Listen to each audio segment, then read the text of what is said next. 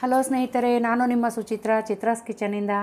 ಇಲ್ಲಿ ಒಂದು ಬಸವಣ್ಣನ ನೋಡ್ತಾ ಇದ್ದೀರಲ್ಲ, ಪ್ರಾಚೀನವಾದಂತಹ ಬಸವಣ್ಣ ಇದು.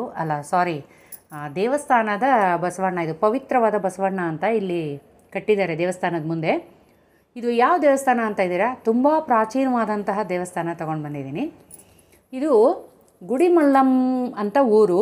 ಗುಡಿಮಲ್ಲಮ್ಮಲ್ಲಿರುವ ಶ್ರೀ ಪರಶುರಾಮೇಶ್ವರ ದೇವಸ್ಥಾನದಲ್ಲಿ ನಾವು ಮುಂದೆ ಬಸವಣ್ಣನ ಕಟ್ಟಿದ್ದಾರೆ. ಇದನ್ನು ದೇವರ ಬಸವಣ್ಣ ಅಂತ ಕರೀತಾರೆ. ಇವರಿಗೆ ಬಸವಣ್ಣನ ಪೂಜೆ ಮಾಡ್ತಾರೆ ಮತ್ತು ಪವಿತ್ರವಾದಂಥ ಬಸವಣ್ಣ ಅಂತ ಹೇಳ್ತಾರೆ. ನಾನು ಬಸವಣ್ಣಗೊಂಚೂರು ಹುಲ್ಲು ತಿನ್ನಿಸಿ ನಮಸ್ಕಾರ ಮಾಡಿಕೊಂಡೆ. ಇದು ಎಲ್ಲಿ ಬರುತ್ತೆ ಗುಡಿಮಲ್ಲಂ ಊರು ಅಂತ ನೀವು ಕೇಳ್ಬೋದು. ಇದು ಆಂಧ್ರ ಪ್ರದೇಶದ ತಿರುಪತಿ ಡಿಸ್ಟಿಕ್ಕಲ್ಲಿರೋ ಎರ್ಪೇಡು ಮಂಡಲದಲ್ಲಿರೋ ಗುಡಿಮಲ್ಲಂ, ಅಂದರೆ ತಿರುಪತಿ ನಗರಕ್ಕೆ ಹತ್ತಿರವಾಗಿದೆ. ತಿರುಪತಿಯಿಂದ ಆಗ್ನೇಯಕ್ಕೆ ಸುಮಾರು 13 ಕಿಲೋಮೀಟರ್ ದೂರದಲ್ಲಿದೆ ಈ ದೇವಸ್ಥಾನ.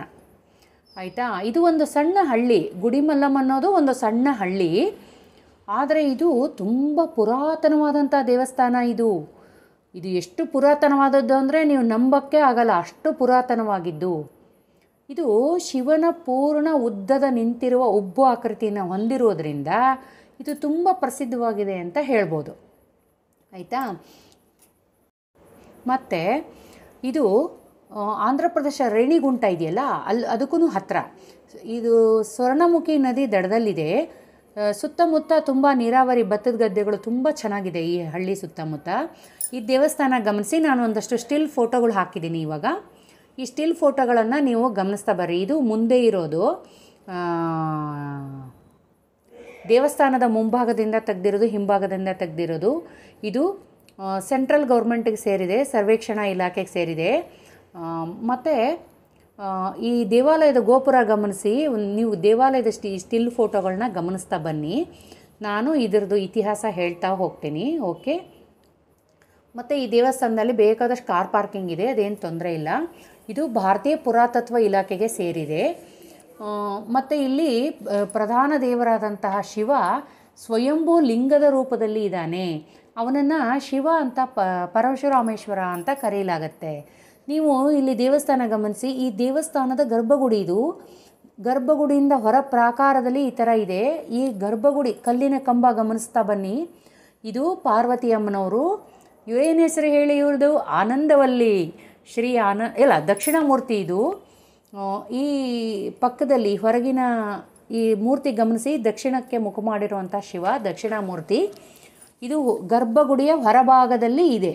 ಆಯಿತಾ? ಈ ಗರ್ಭಗುಡಿಗೆ ಅಂಟ್ಕೊಂಡಂತೆ ಗೋಡೆ ಏನಿದೆಯಲ್ಲ ಅದರ ಹೊರಭಾಗದಲ್ಲಿದೆ. ನಿಮಗೆ ಗೊತ್ತಾಗುತ್ತೆ ನೋಡಿ. ಮತ್ತು ಇದು ಹೀಗೆ ನಾವು ಗರ್ಭಗುಡಿ ಸುತ್ತಾಕೊಂಡು ಬಂದರೆ ನೋಡಿ, ಗರ್ಭಗುಡಿನ ಗಮನಿಸಿ. ಅರ್ಧ ಗೋಳಾಕಾರದಲ್ಲಿದೆ. ಇದು ಈ ಕಲ್ಲುಗಳನ್ನು ಗಮನಿಸಿ. ಇವು 6-7ನೇ ಶತಮಾನದಲ್ಲಿ ಸಿಕ್ಕಂಥ ಶಾಸನ ಇರುವಂಥ ಕಲ್ಲುಗಳು. ಎಷ್ಟು ಪುರಾತನವಾದದ್ದು! 6ನೇ-7ನೇ ಶತಮಾನ ಅಂದರೆ. ಈ ಕಲ್ಲಿನ ಕಂಬಗಳನ್ನು ಗಮನಿಸಿ. ಇವು ಎಲ್ಲೂ ಈ ಥರ ಇಲ್ಲ ಇವಾಗ ಕಂಬಗಳು. ಮತ್ತು ಕಟ್ಟಡನ ಕನ್ಸ್ಟ್ರಕ್ಷನ್ ಗಮನಿಸಿ ಯಾವ ಥರ ಇದೆ ಅಂತ. ಈ ಕಟ್ಟಡನ ಇದ್ರ ಬಗ್ಗೆ ನಾನು ಮುಂದೆ ಹೇಳ್ತೀನಿ ಏನು ಅಂತ. ಈ ಗರ್ಭಗೃಹನ ಹವಾನಿಯಂತ್ರಿತವಾಗಿ ಇರಿಸಲಾಗಿದೆ. ಆಯಿತಾ? ಮತ್ತು ಇಲ್ಲಿ ಅಮ್ಮನವ್ರಿಗೆ ಶ್ರೀ ಆನಂದವಲ್ಲಿ ಅಂತ ಕರೀತಾರೆ, ಪಾರ್ವತಿ ಅಮ್ಮನವ್ರಿಗೆ. ಮತ್ತು 6ನೇ-7ನೇ ಶಾಸನದ ಕಲ್ಲುಗಳವು. ಮತ್ತು ಇಲ್ಲಿ ಭದ್ರತಾ ಸಿಬ್ಬಂದಿನ ಭಾರತೀಯ ಪುರಾತತ್ವ ಇಲಾಖೆಯಿಂದ ನಿಯೋಜಿಸಿದ್ದಾರೆ. ಈ ಕಂಬಗಳನ್ನು ಗಮನಿಸಿ. ಎಷ್ಟು ದಪ್ಪ ಇದೆ ಕಂಬ ಅಂದರೆ, ಕಲ್ಲಿನ ಕಂಬ. ಇದು ಈಗ ಎಲ್ಲೂ ಕಾಣ ಸಿಗೋದಿಲ್ಲ. ಇದು ಯಾವ ಶತಮಾನದ್ದು ಅಂತ ಈ ಕಲ್ಲನ್ನು ಗಮನಿಸಿ ಸೈಂಟಿಸ್ಟ್ ಅವರು ಈ ವಿಶ್ಲೇಷಣೆ ಮಾಡ್ತಾರೆ, ಯಾವ ಶತಮಾನದ್ದು ಇರ್ಬೋದು ಅಂತ. ಇಲ್ಲಿ ನೋಡಿ, ಸುಬ್ರಹ್ಮಣ್ಯ ದೇವಸೇನಾ ಸಮೇತ ಸುಬ್ರಹ್ಮಣ್ಯ, ಶ್ರೀ ಆನಂದವಲ್ಲಿ, ದಕ್ಷಿಣಾಮೂರ್ತಿ, ಗಣೇಶ ಎಲ್ಲ ಇದ್ದಾರೆ. ಆಯಿತಾ? ಅದನ್ನು ನೋಡಿ, ಹಿಂಗೆ ಸುತ್ತ ದೇವರಿದ್ದಾರೆ. ಮತ್ತು ಏನೇನು ವಿನಾಯಕರ ದೇವರು, ಸುಬ್ರಹ್ಮಣ್ಯ ಸ್ವಾಮಿ, ಆನಂದವಲ್ಲಿ ಅಂಬಾಳ್, ಭಗವಾನ್ ಸೂರ್ಯ, ದಕ್ಷಿಣಾಮೂರ್ತಿ, ಚಂಡಿಕೇಶ್ವರ, ದುರ್ಗೆ, ಹೀಗೆ ಸುತ್ತ ದೇವಸ್ಥಾನ ಇದೆ. ಮತ್ತು ತೆಂಗಿನಕಾಯಿ ಹೊಡೆಯೋಕ್ಕೆ ಬೇರೆ ಕಡೆ ಜಾಗ ಇದೆ, ಅಲ್ಲಿ ನೋಡ್ಬೋದು. ಮತ್ತು ಈ ದೇವಸ್ಥಾನದ ನೋಡಿ, ಇದು ಕಟ್ಟಡ ಕನ್ಸ್ಟ್ರಕ್ಷನ್ ಗಮನಿಸಿ. ಒಳಗಡೆ ಲೈಟಿಂಗ್ ಅರೇಂಜ್ಮೆಂಟ್ ಮಾಡಿದ್ದಾರೆ ಎಲ್ಲ ಕಾಣಲಿ ಅಂತ. ಗರ್ಭಗುಡಿ ಒಳಗಡೆ ಒಂದು ರೌಂಡ್ ಹಿಂಗೆ ಹೋಗಿ ಬಂದರೆ ಈ ಕಲ್ಲುಗಳನ್ನು ಗಮನಿಸಿ ನೀವು. ಇದರ ಸಮಯ ಬೆಳಗ್ಗೆ 6ರಿಂದ ಸಾಯಂಕಾಲ 6 ಗಂಟೆವರೆಗೂ ತೆಗೆದಿರ್ತದೆ. ಮತ್ತು ಚೆನ್ನೈನಿಂದ ಗುಡಿಮಲ್ಲಂಗೆ 123 ಕಿಲೋಮೀಟ್ರು. ತಿರುಪತಿಯಿಂದ ಗುಡಿಮಲ್ಲಂಗೆ 28 ಕಿಲೋಮೀಟ್ರ್. ತಿರುಪತಿಯಿಂದ ಕಾಳಹಸ್ತಿಗೆ ಹೋಗೋವಾಗ, ತಿರುಪತಿಯಿಂದ ಶ್ರೀಕಾಳಹಸ್ತಿಗೆ ಹೋಗೋವಾಗ ನಮಗೆ 28 ಕಿಲೋಮೀಟ್ರದಲ್ಲಿ ಸಿಗುತ್ತೆ. ತಿರುಪತಿಯಿಂದ 28 ಕಿಲೋಮೀಟ್ರ್. ಇದು ತುಂಬ ಪ್ರಾಚೀನವಾಗಿರುವಂಥ ದೇವಸ್ಥಾನ. ಈಗ ಇದರ ಬಗ್ಗೆ ತಿಳ್ಕೊಳ್ಳೋಣ. ಇದು ಶಿವನ ಲಿಂಗನ ಏನಂತ ಹೇಳ್ತಾರೆ ಅಂದರೆ, ಶಿವನಿಗೆ ಅರ್ಪಿತವಾದಂತಹ ಪರಶುರಾಮೇಶ್ವರ ದೇವಾಲಯದ ಗರ್ಭಗೃಹದಲ್ಲಿದೆ ಅಂತಲೇ. ಗಣೇಶನ ನೋಡಿ, ಇದು ಇಲ್ಲಿವರೆಗೂ ಪತ್ತೆಯಾದಂತಹ ಶಿವನಿಗೆ ಸಂಬಂಧಿಸಿದಂತಹ 2ನೇ ಆರಂಭಿಕ ಲಿಂಗ ಅಂತ ಹೇಳ್ತಾರೆ. ಇಲ್ಲಿ ನೋಡಿ, ಆನಂದವಲ್ಲಿನ ದಕ್ಷಿಣಾಮೂರ್ತಿನ ನಾವು ಮತ್ತೆ ಇನ್ನೊಂದು ರೌಂಡ್ ಬರ್ತಾ ಇದ್ದೀನಿ ಅನಿಸುತ್ತೆ. ದಕ್ಷಿಣಾಮೂರ್ತಿ, ಓಕೆ, ಇನ್ನೊಂದು ರೌಂಡ್ ಬರ್ತಾ ಇದ್ದೀನಿ, ನಾನು ನಿಮಗೆಲ್ಲ ಇದನ್ನು ಹೇಳಬೇಕಲ್ಲ ಅಂತ. ಇದು ಶಿವನಿಗೆ ಸಂಬಂಧಿಸಿದಂತಹ 2ನೇ ಆರಂಭಿಕ ಲಿಂಗ ಅಂತ ಹೇಳ್ತಾರೆ. ಅಂದರೆ 3ನೇ ಶತಮಾನ BC ಅಥವಾ ನಂತರದ ಅವಧಿ ಅಂತ ವಿಶ್ಲೇಷಕರು ಹೇಳ್ತಾರೆ. 2ನೇ ಶತಮಾನ AD ಅಥವಾ 3-4ನೇ ಶತಮಾನ AD ಅಂತ ಕೂಡ ಹೇಳ್ತಾರೆ. ಒಂದು ಮೂಲದ ಪ್ರಕಾರ 7ನೇ ಶತಮಾನದ AD ಅಷ್ಟು ತಡವಾಗಿ ಸಿಕ್ಕಿದೆ ಅಂತ ಹೇಳ್ತಾರೆ. ಹಾರ್ಲೆ ಅವರ ಪ್ರಕಾರ 7ನೇ ಶತಮಾನದ ADಯಿಂದ ಪಲ್ಲವ ರಾಜವಂಶದ ಅಡಿಯಲ್ಲಿ ಮಾಡಿದ ಶಿಲ್ಪಕ್ಕಿಂತ ಮೊದಲು ಪ್ರಾಚೀನ ದಕ್ಷಿಣ ಭಾರತದಲ್ಲಿ ಉಳಿದುಕೊಂಡಿರುವ ಯಾವುದೇ ಪ್ರಾಮುಖ್ಯತೆ ಇದು ಏಕೈಕ ದೇವಸ್ಥಾನ ಅಂತ ಹೇಳ್ತಾರೆ. ಅದು ಶಿವನ ಶಿಲ್ಪ ಕೂಡ. ನಾನು ಆ ದೇವರನ್ನು ನಿಮಗೆ ಲಾಸ್ಟಿಗೆ ತೋರಿಸ್ತೀನಿ. ಗರ್ಭಗುಡಿ ಒಳಗಡೆ ವಿಡಿಯೋ ಮಾಡೋದಕ್ಕೆ ಅವಕಾಶ ಇಲ್ಲದೇ ಇರೋದ್ರಿಂದ ನಾನು ಹೊರಗಡೆ ಮಾಡಿರೋದು ಇದನ್ನು. ನಿಮಗೆ ದೇವ್ರನ್ನ ಲಾಸ್ಟಿಗೆ ತೋರಿಸ್ತೀನಿ. ನೀವು ಲಾಸ್ಟ್ವರೆಗೂ ನೋಡಲೇಬೇಕು, ಈ ದೇವ್ರನ್ನ ನೋಡಲೇಬೇಕು, ಅಷ್ಟು ಚೆನ್ನಾಗಿದೆ ದೇವರು. ಮತ್ತು ಅಂದರೆ ನೀವು ಎಲ್ಲೂ ನೋಡಿರಲ್ಲ ಈ ಥರ ದೇವರನ್ನು. ಓಕೆ, ಇದು ಹೇಳಿದ್ನಲ್ಲ, ದಕ್ಷಿಣ ಭಾರತದಲ್ಲಿ ಉಳಿದುಕೊಂಡಿರುವ ಯಾವುದೇ ಪ್ರಾಮುಖ್ಯವಿರುವ ಶಿವಲಿಂಗಗಳಲ್ಲಿ ಇದು ಒಂದು ಅಂತ ಹೇಳ್ಬೋದು. 2ನೇದಿದು ಅಂತ. ಮತ್ತು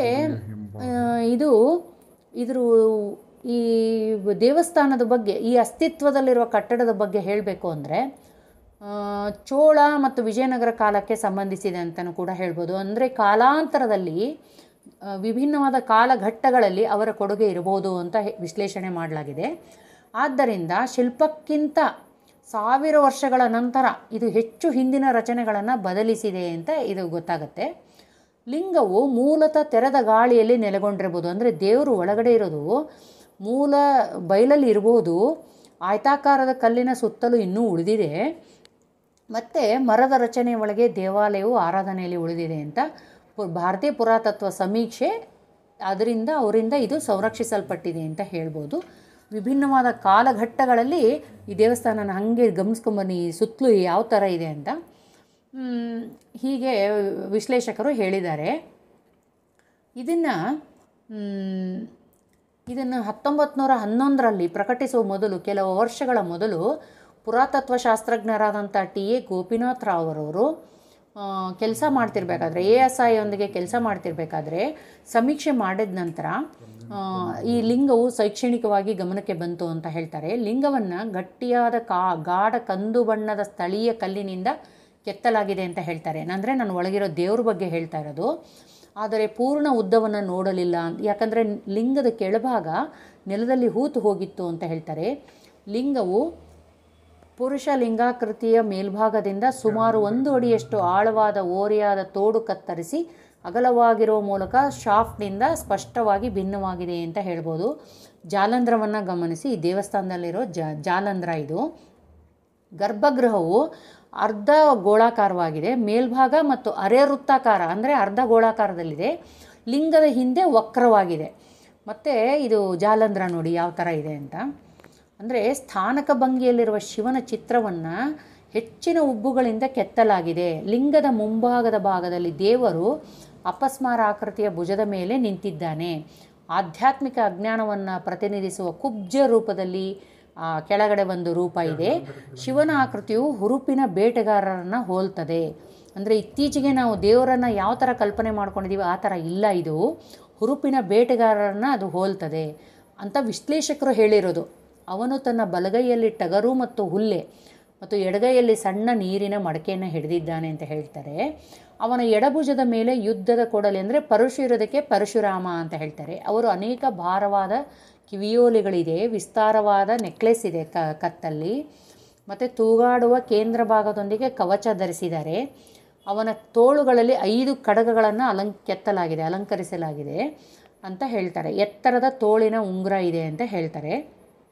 ಅಂದರೆ ಆ ಥರ ಇರೋದು ನೋಡಿ. ಇವಾಗ ದೇವ್ರು ತೋರಿಸ್ತಾ ಇದ್ದೀನಿ. ನಾನು ಹೇಳ್ತಾ ಇದ್ದೀನಲ್ಲ, ಕೈಯಲ್ಲಿರುವ ಉಂಗುರಗಳು, ತೋಳಿನ ಉಂಗುರಗಳು, ನೀವು ಗಮನಿಸ್ತಾ ಬನ್ನಿ, ನಾನು ಹೇಳ್ತಾ ಹೋಗಿದ್ದೀನಲ್ಲ. ಮತ್ತು ಅವನು ತೆಳುವಾದ ವಸ್ತುವಿನ ಧೋತಿಯನ್ನು ಹುಟ್ಟಿದ್ದಾನೆ ಅಂತ ಹೇಳ್ತಾರೆ. ಅಂದರೆ ಕಲ್ಲಿನಲ್ಲಿ, ನಾನು ಬಟ್ಟೆದು ಹೇಳ್ತಾ ಇಲ್ಲ, ನೀವು ಇದನ್ನು ಗಮನಿಸಿ. ಕೆಳಗಿಡೋದು ಇದು ಬ್ರಹ್ಮ ವಿಷ್ಣು ಮಹೇಶ್ವರ ಮೂವರು ಇದರಲ್ಲಿದ್ದಾರೆ ಅಂತ ಹೇಳ್ತಾರೆ. ಆ ಆಕೃತಿಯನ್ನು ನೀವು ಗಮನಿಸಿ, ಯಾವ ಥರ ಆಕೃತಿಯಲ್ಲಿದೆ ಅಂತ. ಲಿಂಗಾಕೃತಿಯಲ್ಲಿ ಇದೆ ಇದು. ಈ ದೇವಸ್ಥಾನದ ಬಗ್ಗೆ ಎಷ್ಟು ಹೇಳಿದ್ರು ಸಾಲದು ಫ್ರೆಂಡ್ಸ್, ನೀವು ಒಂದು ಸಲ ಹೋಗಿ ಬನ್ನಿ. ಧನ್ಯವಾದಗಳು. ಸಮಯ ಸಾಕಾಗ್ತಾ ಇಲ್ಲ. ಬಾಯ್ ಸ್ನೇಹಿತರೆ, ಮತ್ತೆ ಸಿಗ್ತೀನಿ. ಖಂಡಿತವಾಗಿ ಈ ದೇವಸ್ಥಾನನ ನೀವೆಲ್ಲರೂ ಒಂದು ಸಲ ನೋಡಲೇಬೇಕಾದಂಥ ದೇವಸ್ಥಾನ. 1000 ವರ್ಷ ಇತಿಹಾಸವನ್ನು ಹೊಂದಿದ ಪ್ರಾಚೀನವಾದ ದೇವಾಲಯ ಅಂತ ಇದನ್ನು ಹೇಳ್ಬೋದು. ಸ್ನೇಹಿತರೆ, ಹೋಗಿ ಬನ್ನಿ. ಬಾಯ್.